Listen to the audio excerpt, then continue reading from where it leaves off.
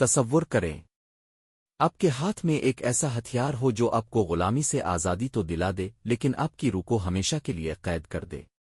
وہ ایک غلام تھا، ایک اجنبی۔ نیزہ بازی میں اس کا کوئی ثانی نہیں تھا۔ اس نے ایک ایسا وار کیا جس نے عرب کے سب سے بہادر اور محبوب جنگجو کو گرا دیا۔ انعام مکمل آزادی اور بے تحاشا دولت۔ لیکن اس کی آزادی اس کے لیے ایک قید بن گئی، کیونکہ جس شخص کو اس نے شہید کیا وہ کوئی اور نہیں بلکہ نبی کریم کے سب سے پیارے چچا حضرت حمزہ رضی اللہ عنہ تھے۔ یہ کہانی ہے وحشی بن حرب کی، ان کی ذہنی کشمکش، ان کے پچھتاوے اور ان کی حیران کن معافی کی۔ وہ شخص جس نے ایک ہی ہاتھ اور ایک ہی نیزے سے اس دنیا کے سب سے بہترین انسان کو شہید کیا اور پھر اسی نیزے سے اس دنیا کے سب سے بدترین انسان کا خاتمہ کیا۔ یہ 625 عیسوی کی بات ہے، غزوہ احد کا میدان۔ وحشی کسی نظریے مقصد کے لیے لڑنے والا سپاہی نہیں تھا، وہ صرف ایک ہتھیار تھا جسے استعمال کیا جا رہا تھا۔ اس کے آقا اور ہندا نے اسے ایک ایسی پیشکش کی جسے کوئی غلام ٹھکرا نہیں سکتا تھا، حمزہ کو قتل کر دو اور تم ایک آزاد انسان ہو۔ جب وادی میں ہزاروں تلواریں ٹکرا رہی تھیں، وحشی جنگ سے بالکل بے نیاز تھا۔ وہ ایک سائے کی طرح درختوں اور چٹانوں کے پیچھے چھپا تھا۔ اس کی نظریں صرف ایک ہدف پر تھیں، اللہ کے شیر حضرت حمزہ رضی اللہ عنہ پر، جو دشمن کی صفوں کو ایسے چیر رہے تھے جیسے کوئی طوفان ہو۔ وحشی انتظار کرتا ہے، وہ اپنی سانس روکتا ہے۔ جیسے ہی حضرت حمزہ کا پاؤں ایک لمحے کے لیے پھسلا، وحشی نے اپنا نیزہ پھینک دیا۔ نیزہ سیدھا نشانے پر لگا اور اللہ کا شیر زمین پر گر پڑا۔ وحشی کو اس کی آزادی مل گئی، اس نے اپنے ہاتھوں سے غلامی کی زنجیریں توڑ دیں۔ لیکن جیسے ہی جنگ کا جنون ختم ہوا، ایک اور زنجیر نے اس کی گردن کو جکڑ لیا۔ یہ زنجیر تھی اس کے گناہ کے بوجھ کی۔ اس نے دیکھا کہ مسلمان خون کے آنسو رو رہے ہیں۔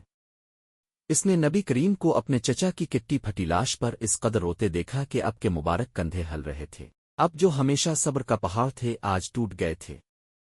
وحشی آزاد تو ہو گیا تھا، لیکن اب وہ پوری دنیا کا سب سے ناپسندیدہ انسان بن چکا تھا۔ سال گزر گئے، وقت بدل گیا، اسلام تیزی سے پھیلتا گیا، اور پھر وہ دن آیا جب مسلمانوں نے مکہ فتح کر لیا۔ نبی کریم اب واپس آئے تھے، لیکن ایک حکمران کی حیثیت سے۔ وحشی پر خوف طاری ہو گیا، وہ وہاں سے بھاگ کر طائف چلا گیا، لیکن اسلام وہاں بھی پہنچ گیا۔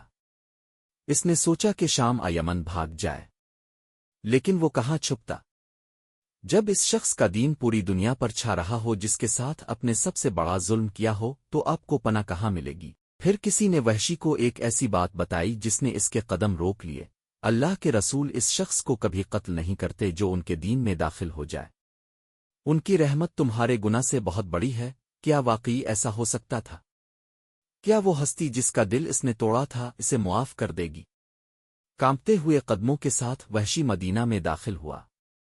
وہ نبی کریم کے سامنے کھڑا ہوا اور کلمہ پڑھ کر اسلام قبول کر لیا۔ اپنے اسے دیکھا اور پہچان لیا۔ آپ نے پوچھا، کیا تم وحشی ہو؟ اس نے نظریں جھکا کر جواب دیا، جی ہاں۔ یہ اپنے اسے معاف کر دیا۔ اللہ نے اس کی توبہ قبول کر لی، اس کے تمام گناہ مٹ گئے۔ لیکن پھر اپنے ایک ایسا جملہ کہا جس نے وحشی کی زندگی بھر کا سکون چھین لیا۔ اے وحشی، اپنا چہرہ مجھ سے چھپا کر رکھو، میرے سامنے نہ آیا کرو۔ تصور کریں اس ذہنی اذیت کا۔ آپ کو حق مل گیا ہے، آپ کو نبی سے بے پناہ محبت ہو گئی ہے، لیکن جب بھی آپ کسی محفل میں جاتے ہیں تو آپ کو کسی ستون کے پیچھے چھپنا پڑتا ہے، اپنی نظریں زمین پر گاڑنی پڑتی ہے، کیونکہ آپ کے چہرے کو دیکھ کر اللہ کے محبوب کو اپنے چچا کا دردناک قتل یاد آ جاتا تھا۔ سالوں تک وحشی اسی درد، اسی احساس ندامت کے سائے میں مسجد کے کونوں میں روتے رہے۔ وقت گزرتا ہے، نبی کریم اس دنیا سے پردہ فرما گئے، پوری امت غم میں ڈوبی تھی۔ لیکن اسی دوران ایک بہت بڑا فتنہ اٹھا۔ مسیلمہ کذاب نامی ایک شخص نے نبوت کا جھوٹا دعویٰ کر دیا۔ اس نے اسلام کو ختم کرنے کے لیے ایک ظالم فوج تیار کر لی۔ یہ جنگ یمامہ کا آغاز تھا، صحابہ کے لیے سب سے خونی اور خوفناک جنگ۔ جھوٹا نبی مسلمہ ایک مضبوط قلعے میں چھپا تھا جسے موت کا باغ کہا جاتا تھا۔ وحشی اب بوڑھا ہو چکا تھا، لیکن جب اس نے مسلمہ کذاب کے بارے میں سنا تو اس کے سینے میں ایک آگ سی بھڑک اٹھی۔ وہ اپنے گھر گیا، اندھیرے میں ہاتھ ڈالا اور اپنا وہی پرانا نیزہ باہر نکالا۔ جی ہاں، بالکل وہی نیزہ۔ اس نے خود سے ایک وعدہ کیا، میں نے اس نیزے سے اس دنیا کے سب سے بہترین انسان کو شہید کیا تھا۔